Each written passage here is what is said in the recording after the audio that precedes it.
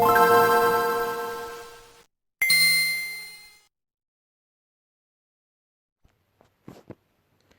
everyone, Dante Sparkson here. Welcome back to another reaction video. So today we are reacting once again another Nathaniel Bandy mind-blowing video, and that video is Nintendo 3DS is mind-blowing.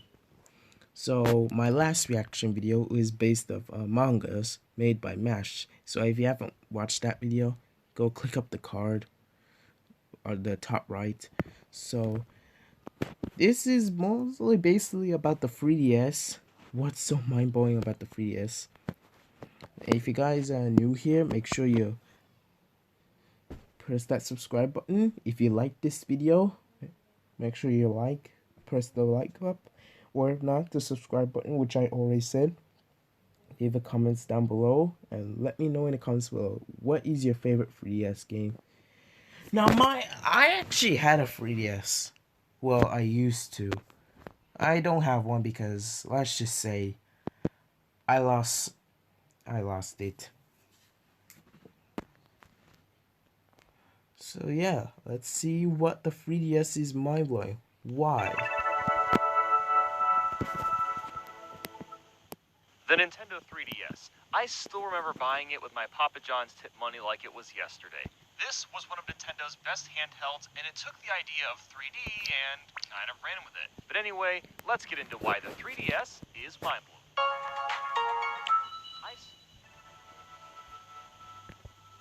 I like that. 3D. I like that intro. How he makes his own 3DS version. I like that. Without the 3D glasses. Now that's rad. There's also a 3D camera, which honestly wasn't that great, but they tried. I'll give them points for that. With the photos you take, you can also add stamps and notes. Gotta love those little touches.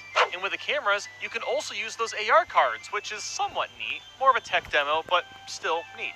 The 3DS is fully compatible with DS games, and that system has an incredible library as it is. Yeah, I like how it is compatible with 3DS, DS games. I like that, meaning I no longer need to worry about keeping both a DS and a 3DS. Also, that cover spine on the Mario Kart DS looks really different. That's probably because in Europe it's really different. Being able to store data and games on an SD card is super convenient, and was new for Nintendo handhelds at the time. There truly was nothing better than bringing your 3DS to a convention with Street Pass on, and you're trying to fill your Mii Plaza, and you're completing the puzzles and playing the games. Such a fun and memorable time. Themes. You can change how your menu looks with custom themes.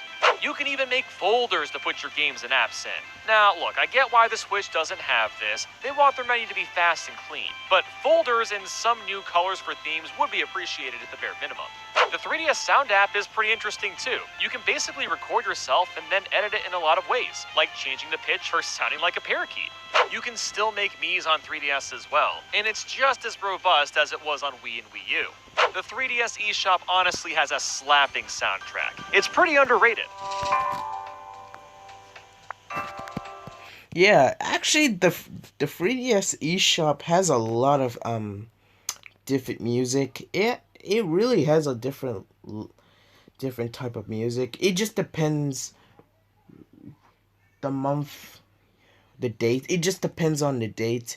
And on it, one thing I want to mention now before we continue watching is that I noticed that there are some tracks, eShop tracks, that both the 3DS and the Wii U shared. And it's not to say they share all of the tracks. It's just only some of them. You guys understand what I mean, right? Only people that have Wii U and a 3DS might understand what I'm saying.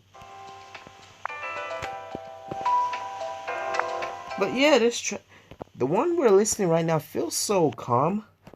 And I love how it's laid out too. It's a touch unorganized, but it has categories for bestsellers, games on sale, demos, indies, virtual console, and so on and so forth.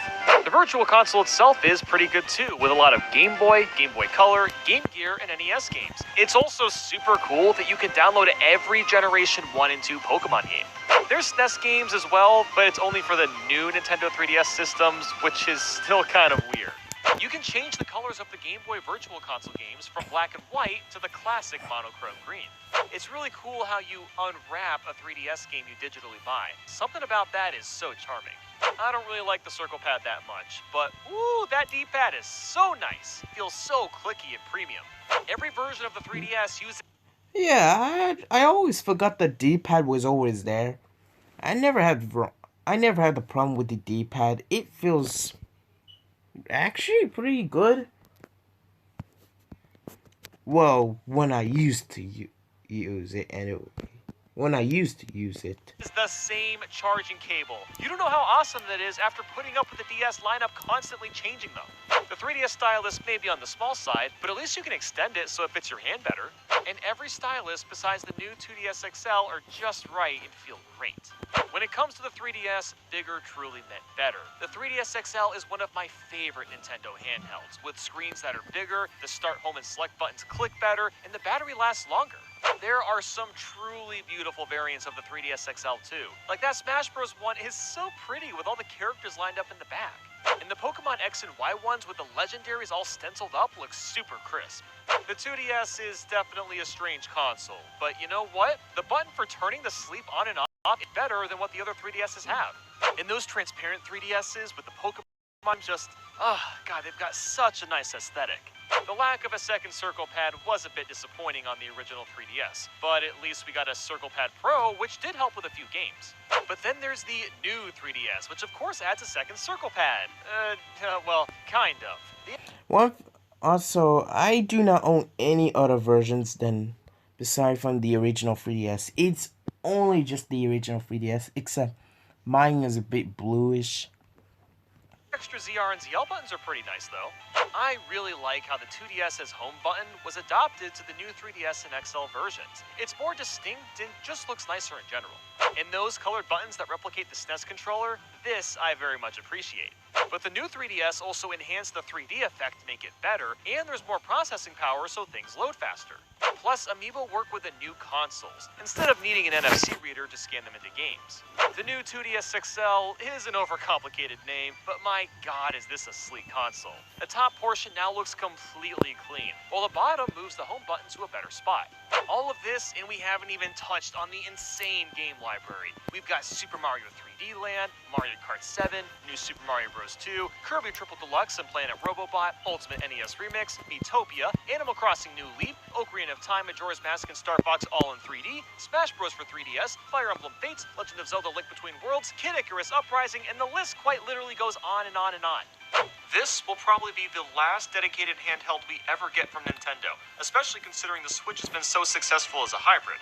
So let's just take a minute to appreciate what the 3DS has given us. Thanks for watching.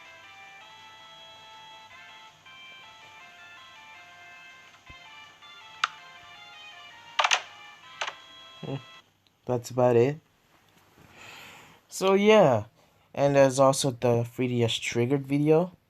But yeah, I actually like this video, enjoying watching it.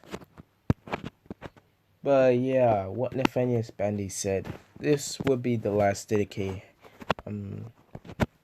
Nintendo handheld. But I really like the 3DS. I really do.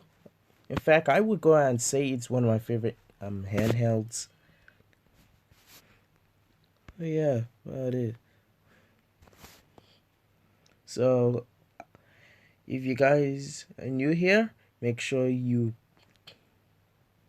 and then subscribe, click that notification bell, and check out my previous videos, including the other projects playlist, and I'll see you guys next time.